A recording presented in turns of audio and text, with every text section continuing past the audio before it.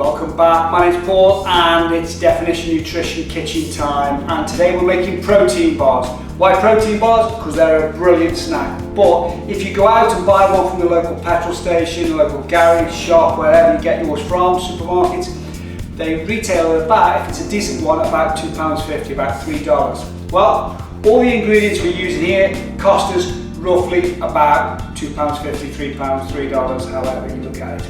And it's really simple. Now, I've tasted protein bars up and down the world, and some are really nice, some are absolutely rank. So we're going to make a really delicious, everyone says they're delicious, but this one is, it's moist. The important of a protein bar is it's moist. It's low fat because we're using all natural sourced ingredients. So, and they're really simple. If you look on the back of a protein pack, it'll list you about 20 to 30 different ingredients. You know, you've got fillers in there, you've got stabilizers in there, you've got everything, sweeteners, sugars, fats, oils, there's everything in there. Ours is really simple. We're going to use protein, obviously Definition Nutrition lean protein is a perfect one. I own the company, so I'm always going to use that, but I would recommend that anyway, because it's really high in protein, low in fat. We're going to use maple syrup, again, just as a binding agent. We're going to use some unsalted butter as well, again, just to bind it all together. Some oats. Oats are brilliant. They're about 75 pence for a kilo. You can get more expensive brands. You can get gluten-free brands as well, but just get normal rolled oats. They're perfect and simple. I'm going to use some desiccated coconut as a filler as well, just to pack it out a little bit, give it a little bit more flavour.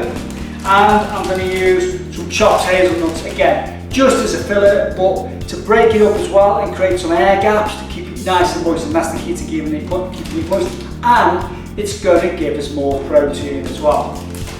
And then, pure and simply, we've got a tray here for baking it in to create our size. So let's put the ingredients together and let's go. We've added the butter and we've added the maple syrup, but as you can see, it's a bit stiff. So what we're going to do, we're just going to put it on a low level. Now this thing goes up to 9, but we're only going to put it on about 4 because we want it to cook nice and slow, just warm it up. So it's easy to work with and more malleable because it is a bonding agent.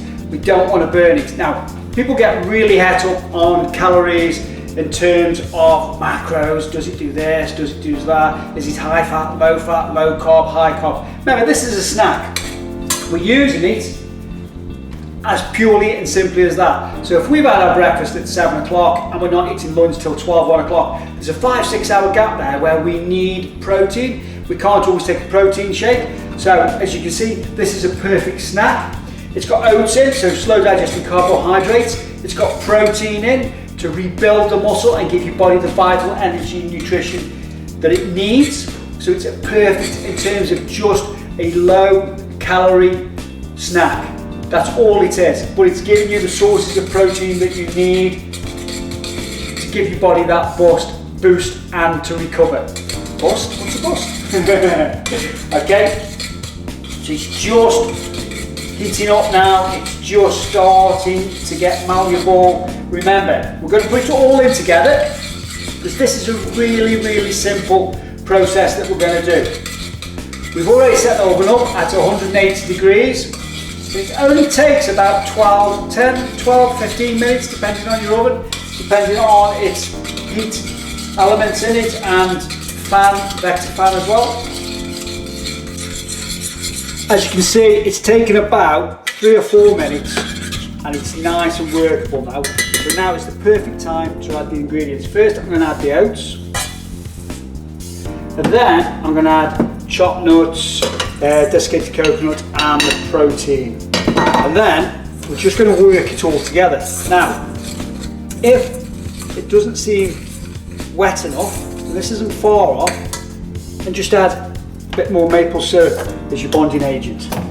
Because that will actually, the beauty of this is you want to be able to mould it.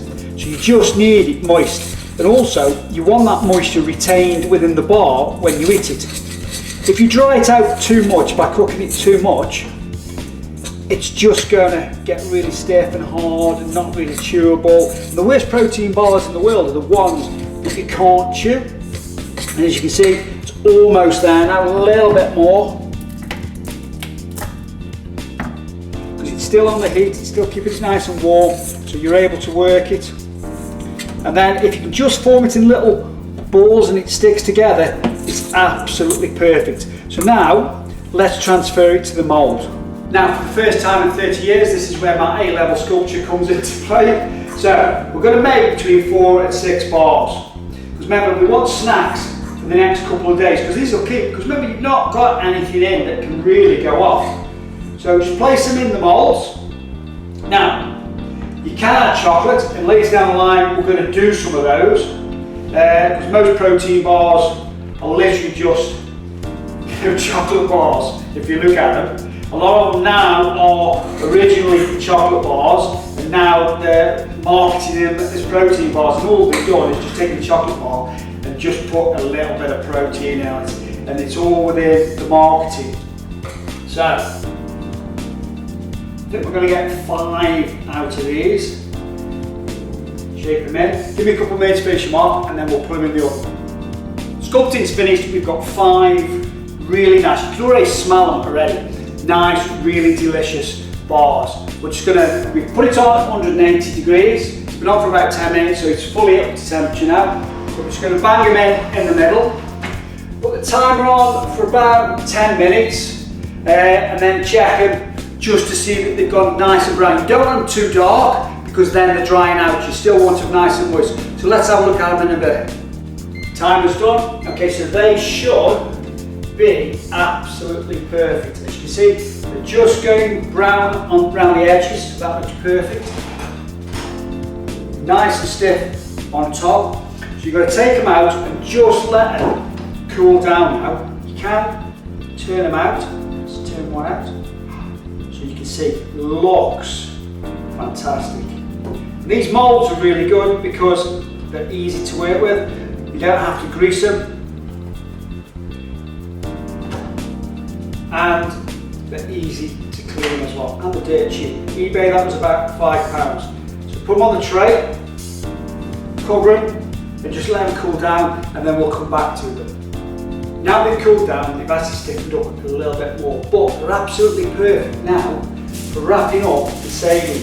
Why saving? Because I'm going to use these now for the next week in terms of, I tend to have a protein shake and a snack throughout the day. So you can put these in the fridge, because there's no real ingredients that can go off. They'll last 3 or 4 days and they still taste delicious. And if you don't believe me, look how moist they are inside. And they are absolutely delicious. Nice and crusty on the outside, but nice and soft on the inside. Remember, the definition of nutrition is just nutrition. That defines you.